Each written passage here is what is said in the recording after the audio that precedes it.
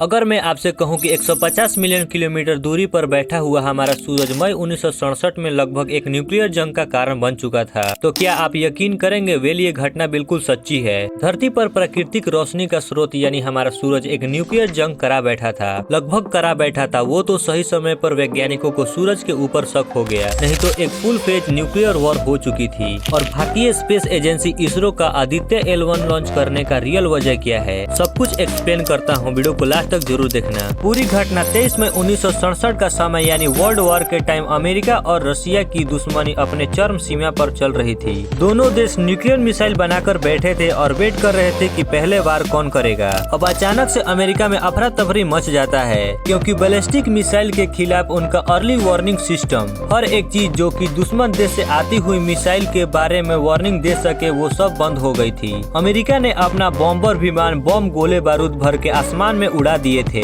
ये सोचकर उड़ा दिए कि उनके ऊपर न्यूक्लियर अटैक हो गया है और दुश्मन देश के पास कोई ऐसी टेक्नोलॉजी है जिसने उनके सारे डिफेंस सिस्टम को नष्ट कर दिए हैं। तभी नासा के वैज्ञानिकों ने पेंटागन में फोन करके बताया, जरा रुकिए, बम मिसाइल गिराने की जल्दबाजी मत कीजिएगा। हमें लगता है हमारे देश के डिफेंस सिस्टम को सोवियत वालों ने नहीं बल्कि सन वालों ने जाम किया है। बोले तो सूरज ने, इसलिए पहले हमें जाँच परख लेने दीजिए, फिर बम तो कभी भी फोड़ सकते हैं। और जाँच में ये बात सामने आई कि सन स्टॉर्म की वजह से अमेरिका ही नहीं बल्कि दुनिया के सारे देश जो कि बैलिस्टिक मिसाइल के खिलाफ अर्ली वार्निंग सिस्टम बनाकर बैठे थे, ये सभी लोग सेम प्रॉब्लम फेस कर रहे थे। लेकिन सवाल ये आता है कि ये आखिर हुआ क्यों और हुआ कैसे? तो इसके पीछे का कारण था सूरज के सतह पर उठने वाले सौर तूफान, और यही है इस वीडियो का मेन टॉपिक, सौर तूफान कैसे उठते हैं, हमारी धरती पर इसका क्या प्रभाव पड़ेगा और प्रभाव पड़ ही क्यों रहा है। इतिहास में अब तक का सबसे बड़ा सौर तूफान कब आया, उसने क्या किया, और अगर आज के समय ऐसा सौर तूफान आ जाए तो क्या होगा। क्यों ऐसा कहा जाता है कि सौर तूफान सैटेलाइट से लेकर धरती की हर इलेक्ट्रॉनिक चीज को खराब करने की क्षमता रखता है। चलिए पता करते हैं इन्हीं सब सवालों का जवाब। तो अब आता है सबसे पहला सवाल, सोलर स्टॉर्म क्या है और कैसे पैदा होता है। ये समझने से पहले हमें जानना पड़ेगा कि आखिर सूरज के सतह पर चल क्या रहा है। तो दोस्तों, हमारा सूरज बना है 92.1% हाइड्रोजन और 7.9% हीलियम से। हालांकि सूरज के अंदर और भी बहुत सारे गैस है, लेकिन मेन खिलाड़ी यही दोनों है, तो इन्हीं के बारे में बात करते हैं। अब देखिए, दुनिया कहती है कि सूरज एक आग का गोला है, लेकिन ये आग बिना ऑक्सीजन के कैसे जल रहा है। अब देखो, सूरज के अंदर हो रहा है न्यूक्लियर फ्यूजन, और ये न्यूक्लियर फ्यूजन होने के लिए ऑक्सीजन की जरूरत नहीं पड़ती है। देखो, 5वीं और 6ठी क्लास में ही सिखा दिया जाता है कि बिना रिएक्शन के ऊर्जा नहीं मिलती, और ये बात सच भी है। लेकिन सवाल ये आता है कि वो कौन सी रिएक्शन है जो कि दुनिया का सबसे ज्यादा ऊर्जा उत्पन्न करता है, तो वो है न्यूक्लियर फ्यूजन। अब जैसा कि इसके नाम से ही पता चलता है, फ्यूजन यानी एक से ज्यादा चीजों को आपस में मिलकर एक हो जाना। अब क्योंकि सूरज के अंदर 92% हाइड्रोजन है, तो जाहिर सी बात है यानी हाइड्रोजन एक दूसरे में फ्यूज होगी। तो आप लोग बोलेंगे फ्यूज होकर क्या बनाएगी, तो फ्यूज होकर हीलियम बनाएगी। तो सवाल आता है कि उससे क्या होगा। जैसा कि मैंने पहले ही बताया, दुनिया में सबसे ज्यादा ऊर्जा फ्यूजन उत्पन्न करता है। और अब आता है सवाल, कैसे करता है। तो देखो, अल्बर्ट आइंस्टाइन ने हमें बताया था E=mc²। इसका मतलब ये हुआ कि मास को ऊर्जा में बदला जा सकता है। मतलब जब एक हाइड्रोजन का एटम दूसरे हाइड्रोजन के एटम से कंबाइन करेगा यानी जुड़ेगा, तो वो हीलियम का निर्माण करेगा। और ऐसा करने के दौरान जो नया हीलियम बना है, उसका मास अगर दो जुड़ने वाले हाइड्रोजन के मास से कंप्रेस किया जाए तो वो पहले से कम होगा। तो आखिर वो मास कहाँ गया? तो जी, यही है वो मास जो ऊर्जा में बदल गया। लेकिन प्रकृति का नियम तो ये कहता है कि बिना कोई एक्शन का रिएक्शन नहीं होता। तो सूरज के अंदर हाइड्रोजन इतनी सफाई क्यों दे रहा है? देखो, ग्रेविटी वो फोर्स है जो हाइड्रोजन को हाइड्रोजन के साथ जुड़ने पर मजबूर कर रही है। अब देखो, धरती पर हम 99.8 मीटर पर सेकेंड की ग्रेविटी को मानते हैं, कहीं कहीं 10 भी ले लो। लेकिन यही ग्रेविटी सूरज की सतह पर 274 मीटर पर सेकेंड स्क्वायर है, जो कि इतनी ताकतवर है कि हाइड्रोजन के एटम को हाइड्रोजन के साथ फ्यूज कर सके। इस ग्रेविटी से पैदा होने वाला प्रेशर धरती के एटमॉस्फेरिक प्रेशर से 200 अरब गुना ज्यादा ताकतवर है, और न्यूक्लियर फ्यूजन का कारण है, जो कि न्यूक्लियर फ्यूजन से 4 गुना ज्यादा ऊर्जा उत्पन्न करता है। अब देखो, ये कारण है सूरज के अंदर जलने वाले आग का,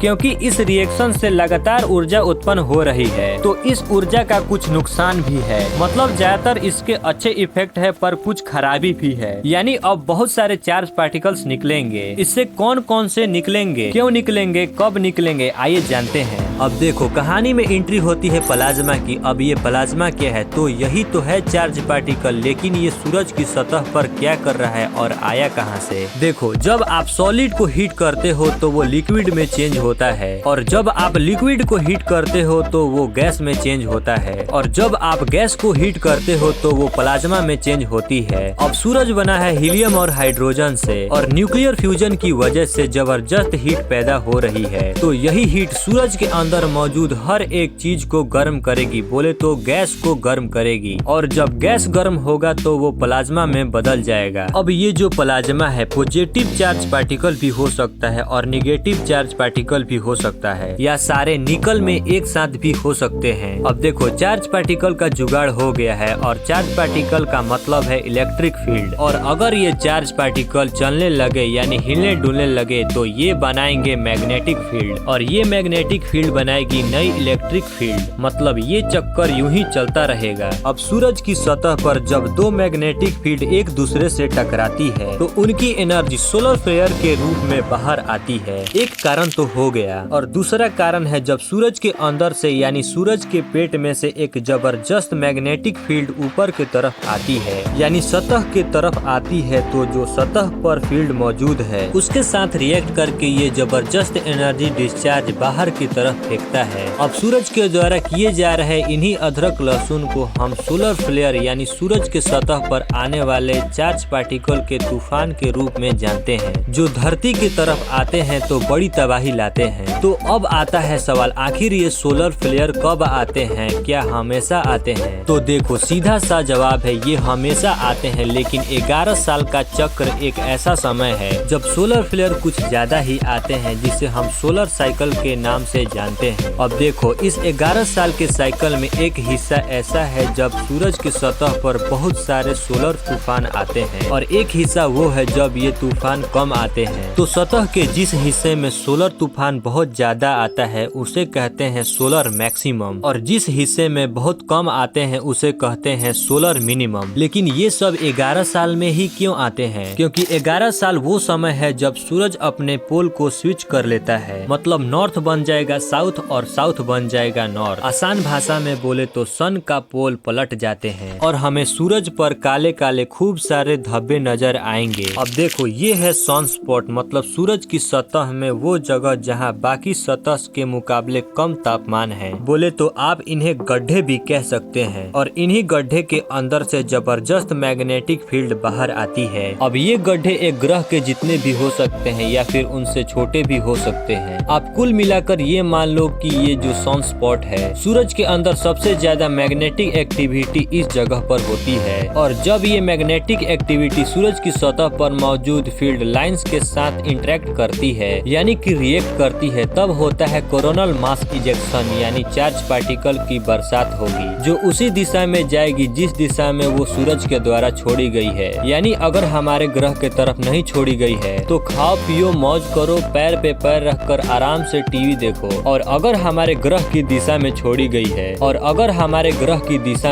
गई है तो खाओ पियो मौज करो। आखिर हम कर क्या सकते हैं? कुछ भी नहीं, पर टीवी बंद हो जाएगी थोड़ी देर बाद, क्योंकि आजकल टीवी चलते हैं इंटरनेट से या से, जिसको बर्बाद करने की पूरी ताकत रखता है सोलर फ्लेयर। पर कैसे? जी हाँ, तो जरूर बताऊंगा, लेकिन अभी थोड़ी जानकारी रह रही है सोलर फ्लेयर के बारे में, तो उसे पूरा कर लेते हैं। उसके बाद ये भी बताऊंगा। अब ये मैंने जो बताया कि सन के पोल स्विच हो जाते हैं 11 साल में, ये 11 साल में ही क्यों स्विच हो रहे हैं? तो इसका कारण आपको आज की तारीख तक तो नहीं पता है, लेकिन वैज्ञानिकों ने कुछ थ्योरी बनाई है, एक बता देता हूँ उनमें से। तो कुछ वैज्ञानिकों का ये मानना है कि धरती, जुपिटर, वीनस और सन, ये चारों 11 साल के अंदर एक लाइन में आ जाते हैं, और इन तीनों का कंबाइंड मैग्नेटिक फील्ड इफेक्ट सूरज के मैग्नेटिक पोल को स्विच कर देता है। लेकिन अपने दिमाग में एक डाउट आया। डाउट था ये कि वीनस के पास तो मैग्नेटिक फील्ड है ही नहीं। अब क्योंकि वीनस के पास मैग्नेटिक फील्ड नहीं है तो ये थ्योरी मेरे हिसाब से गलत है। अब मैं ढूंढ रहा हूँ उस इंसान को जिसने ये थ्योरी दी। वैसे उसे भी पता होगा कि वीनस के पास मैग्नेटिक फील्ड नहीं है। फिर मैंने गूगल बाबा का का मदद लिया और पूछा कि ये क्या चल रहा है, ऐसी जानकारियाँ क्यों दे रहे हो। तो बाबा ने बोला वीनस के पास आज मैग्नेटिक फील्ड नहीं है, इसका मतलब ये नहीं कि था ही नहीं। और ऐसा है कि कुछ वैज्ञानिकों का ये मानना है कि वीनस के पास ग्लोबल मैग्नेटिक फील्ड है। तो ज्यादा ना उछलो, चुपचाप जितना बचाया जाए उनमें सब्र करो। और ये भाषण सुनने के बाद मुझे लगा कि ठीक है, अभी जो पता है उससे ही काम चला लेते हैं। तो जो भी चीज गूगल बाबा ने मुझे बताई मैंने आपको बता दी। अब क्योंकि वीनस के पास अपनी मैग्नेटिक फील्ड नहीं है, यानी खुद के द्वारा बनाई गई मैग्नेटिक फील्ड नहीं है, पर ग्लोबल मैग्नेटिक फील्ड हो सकती है। तो आखिर ये ग्लोबल मैग्नेटिक फील्ड आई कहाँ से?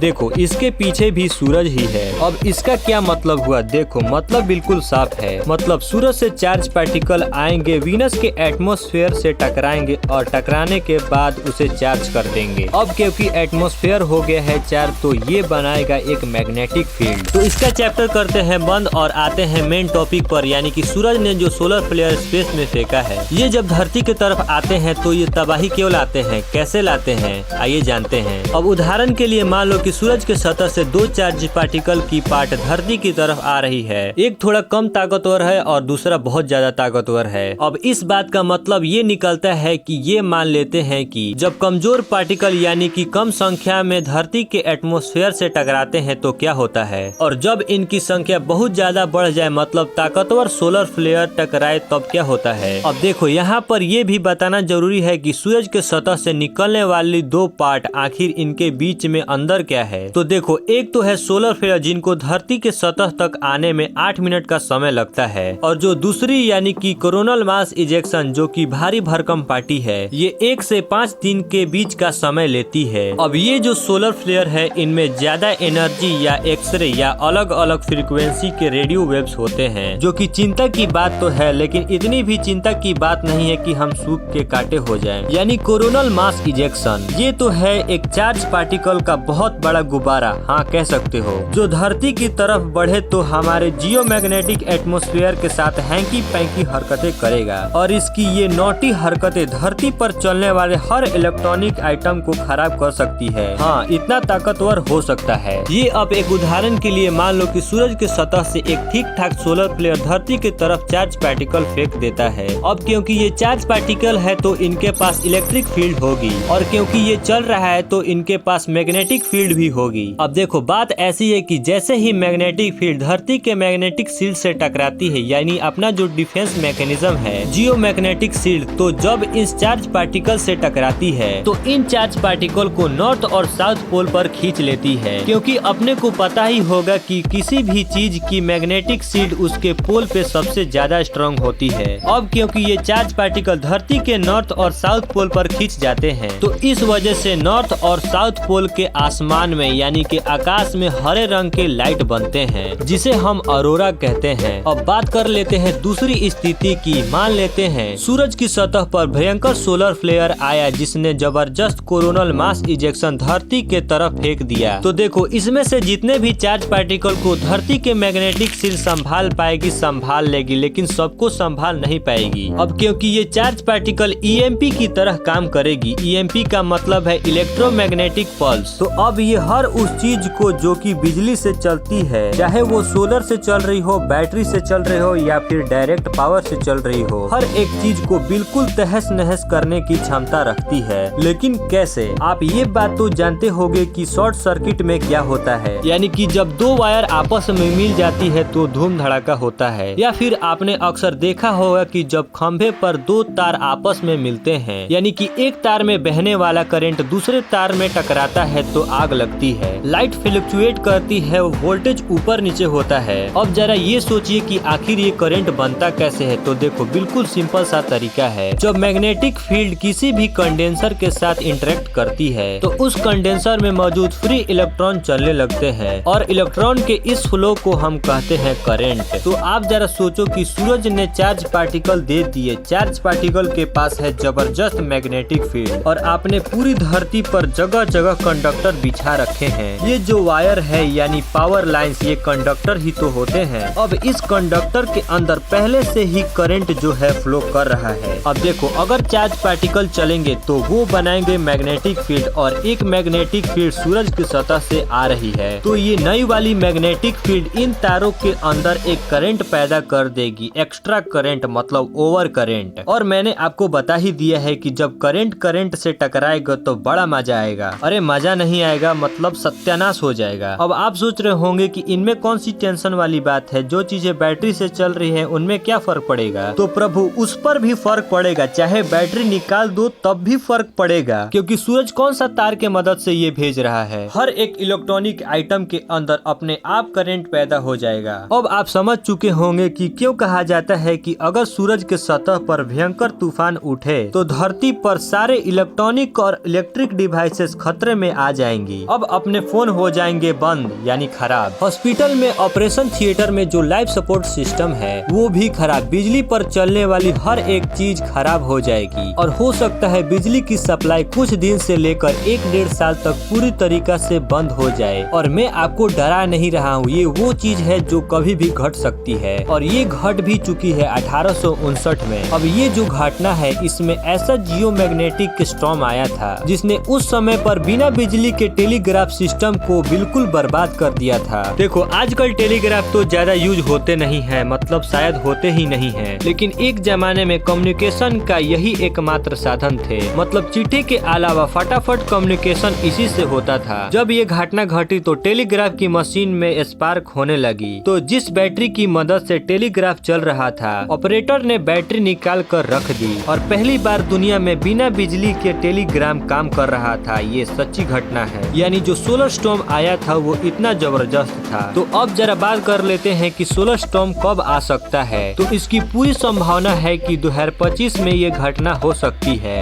क्योंकि मैंने पहले ही बताया कि सोलर साइकिल 11 साल की है। तो अब ये सोलर साइकिल चल रही है, इसका जो पीक आएगा वो 2025 में आएगा। अब जरा बात कर लेते हैं सोलर स्टॉर्म से बचने के लिए। तो देखो भाई, नासा है अमेरिका की एजेंसी, तो वो पहले अपने बारे में सोचेंगे। नॉर्थ अमेरिका के ऊपर जो पावर लाइन्स है इनके लिए जुगाड़ बनाया है। कैसा जुगाड़ बनाया है उन्होंने कुछ नहीं बताया, बस कहा है कि कुछ कर रहे हैं। लेकिन इंडिया वाले क्या कर रहे हैं? हमारे वाले ऐसे ही बैठे हैं क्या? नहीं यार, आदित्य L1 का नाम तो सुना ही होगा। वो क्या कर रहा है वहाँ पर, क्या आपको पता है? देखो भाई, सरकार हमें सारी चीजें सही नहीं बताती, सारी चीजें मैं खुलकर नहीं बता सकता। आपका क्या कहना है इसके बारे में कमेंट बॉक्स में जरूर बताइएगा। तो आज के लिए बस इतना ही। वीडियो अच्छा लगा तो वीडियो को लाइक करके चैनल को सब्सक्राइब जरूर कीजिएगा। तब तक के लिए बाय, थैंक्स फॉर वॉचिंग।